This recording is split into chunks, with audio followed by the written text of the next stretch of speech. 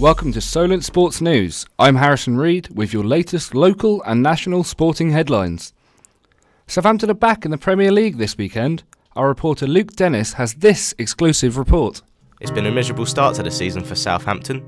They sit in 16th place with just 6 points to their name. The Saints have only netted 6 times in the league, despite the addition of Liverpool striker Danny Ings. The clash with Newcastle this weekend is a huge game at the bottom of the table, with the Magpies yet to win a game. Club legend Francis Benali believes this is the perfect match for Hughes' men to get their season up and running.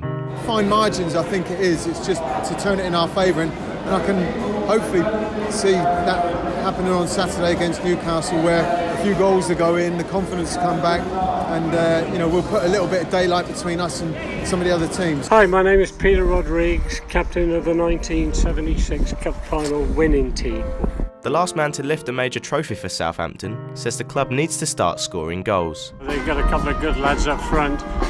Unfortunately, their track record isn't that great when you analyse it. So I think they need a couple of strong strikers up front. Defeat for the Saints would leave them just a point above Newcastle, who start the game at the bottom of the table. A former Saints manager is favourite for arguably the biggest job in world football.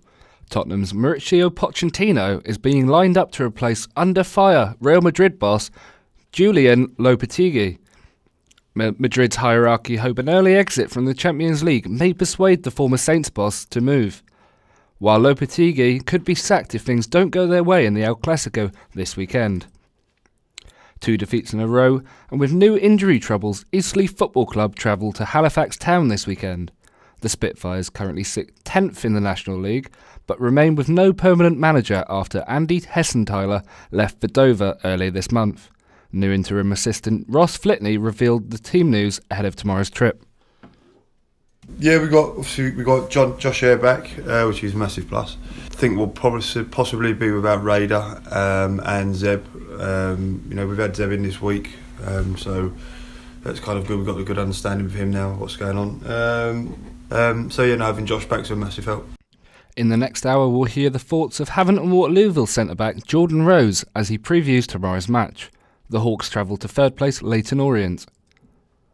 On to tennis, where one of its stars revealed a shock health battle. Former world number 1 Caroline Wozniacki is suffering with rheumatoid arthritis.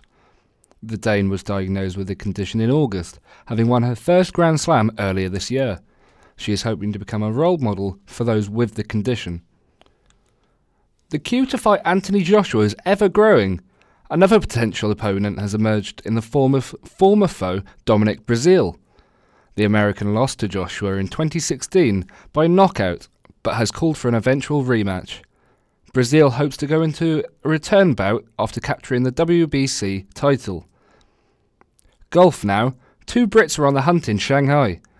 At the halfway stage, Justin Rose and Tommy Fleetwood sit 3 shots back of the early pace setter Tony Finau. Rose is defending the WGC title that he won here a year ago. The Formula 1 World Championship can be decided as early as Sunday. With 3 races remaining, Lewis Hamilton only needs to finish 7th or above to claim his 5th world title ahead of rival Sebastian Vettel.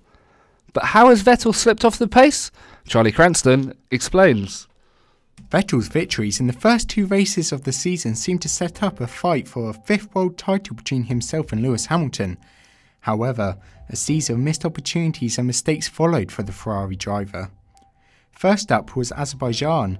Gunning for the race lead, Vettel dived down the inside, but instead of the champagne, he only tasted smoke as his tyres locked up and sent him down to 4th. Another lock-up in France cost him a penalty and damage, which sent him tumbling to 5th. However, many think the defining point of the season was at his home Grand Prix in Germany. It's an out of the race! Sebastian Vettel! Accidente! Katastrophe! Sebastian Vettel à la faute! Da ist er rausgeflogen. Sebastian Vettel neben der Strecke. With a sprinkle of rain, Vettel's Ferrari slipped into the gravel and out of the race. He would then go on to spin his car around in Italy, Japan and America to become 70 points adrift in the standings of Lewis Hamilton, who can wrap up his 5th world title this weekend if Vettel doesn't claim victory. I'm with our reporter Charlie Cranston in the studio now.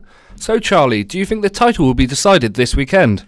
Well, I think it will be hard for Vettel to keep the title going after Mexico this weekend. This is the track last year where Hamilton also won it, and with him only needing being 7th or above, it's very unlikely he's going to drop out of the top 6 of his car. Thank you very much. Ellie Steele lived up to her name as she won powerlifting gold at the Western European Championships in Norway. She squatted 207.5 kilograms, bench pressed a European record 141 kilograms and deadlifted 175 kilograms, making her the best overall lifter in the competition. Most importantly, she finally achieved over 600 Wilk points. Wilk points being the formula used of the strength of one powerlifter against another, despite the different weights of the lifters. That's all for now. I'll be back in an hour. Remember, you can keep up to date on our website at solentjournalism.co.uk.